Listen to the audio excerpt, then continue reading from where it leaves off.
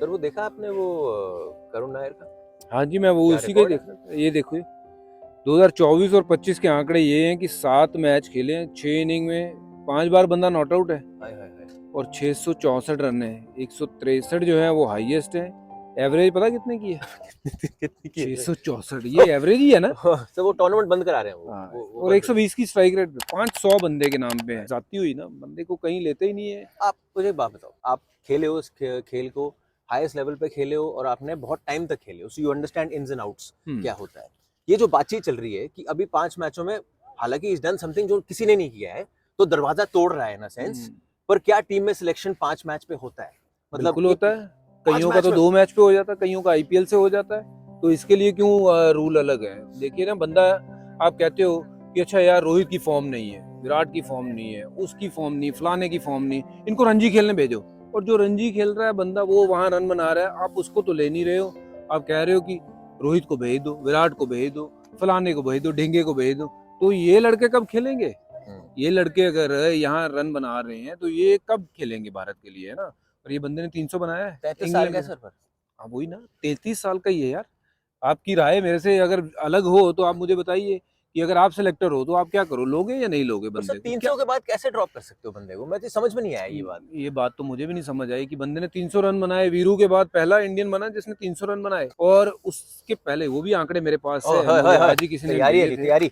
नहीं, मुझे किसी ने भेजे यार, और मुझे बड़ा दुख लगता है कि ये बच्चों के बारे में ना कोई आवाज नहीं उठाता है, कोई बात नहीं करता है।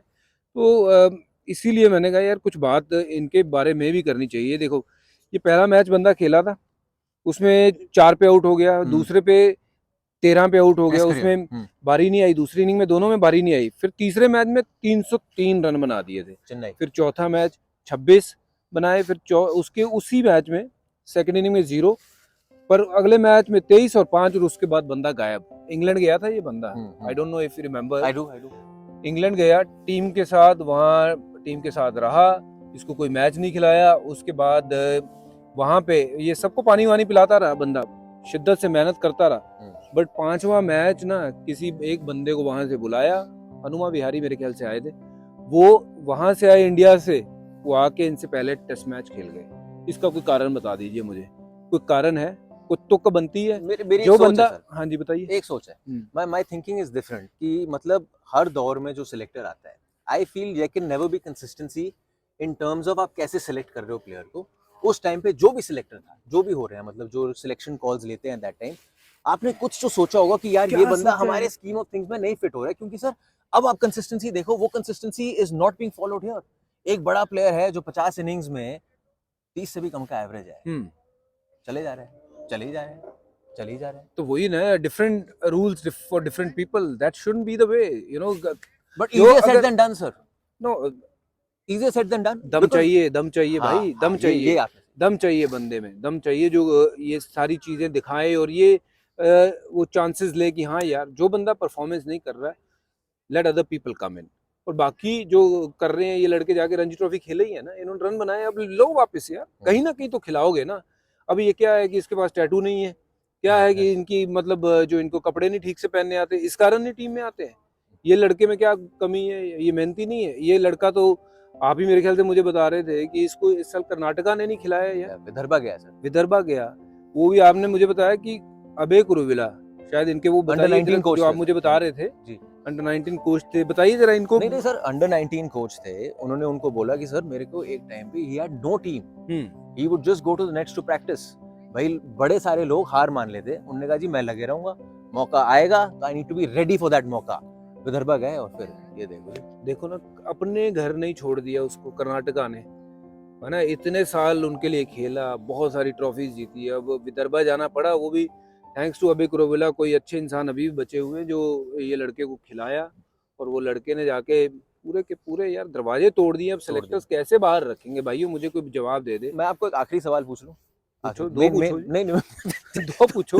ना लाइटें बंद हो जाएंगी। मैं आखिरी सवाल आपको पूछ रहा हूँ। ये वैसे ही हमारी बातचीत से कईयों की लाइटें वैसे ही बंद हो जाएगी। सवाल ये है सर, मेरा ये सिंपल सा सवाल है, होना चाहिए इज वन थिंग, होगा इज अनदर थिंग। क्योंकि वो कहते हैं एट द एज ऑफ 33 जब आपने ऐसा फॉर्म पकड़ा है, उस टाइम पे टीम में लाओ बंदे को, नहीं तो बाद में फॉर्म रहे ना रहे वो पता नहीं होगा हमें। आपको लगता है सिलेक्शन होगा, होना चाहिए इज अ डिफरेंट थिंग। होगा कि नहीं होगा? होगा। होगा और सर। अगर अभी नहीं होगा तो फिर जाती होगी, और जाती देखिए किसी भी खिलाड़ी के साथ नहीं होनी चाहिए, क्योंकि इनको भी उतना ही हक है खेलने का जितना बाकियों को है। तो मैं तो चाहता हूँ कि जो भारत का टैलेंट है वो कूट कूट के भरा हुआ है। ठीक है, खेलते आपके पास 11 ही हैं या 15 ही हैं, या आपका एक स्क्वाड बनता है 25-30 खिलाड़ी, वही होते ग्रुप।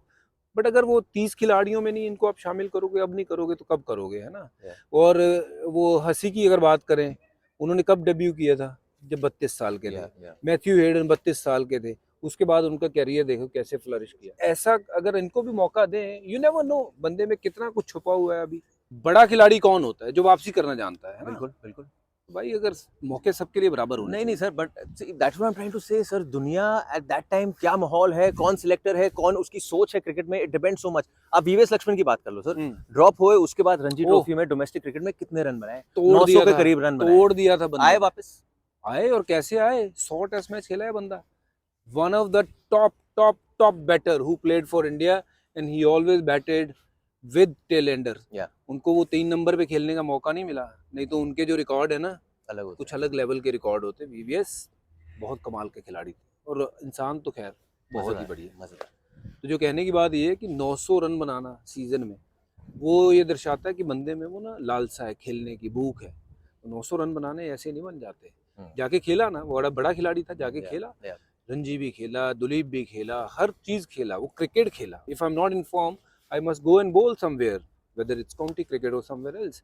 और अगर मैं वो नहीं कर रहा हूँ तो इसका मतलब सिर्फ और सिर्फ मैं आशाओं पे जी रहा हूँ कि हाँ मैंने वो 32 विकेटें वहाँ ली थी, 20 वहाँ ली थी, तो मेरा सिलेक्शन तो हो ही जाएगा, हो तो जाएगा, लेकिन क्या मैं परफॉर्म कर पाऊंगा उस तरीके की तरह? नहीं कर पाऊंगा। मजा आ गया जी, मजा आ गया। देखो जी, सिलेक्शन हो या ना हो सर, मेरी एक अलग अलग राय है।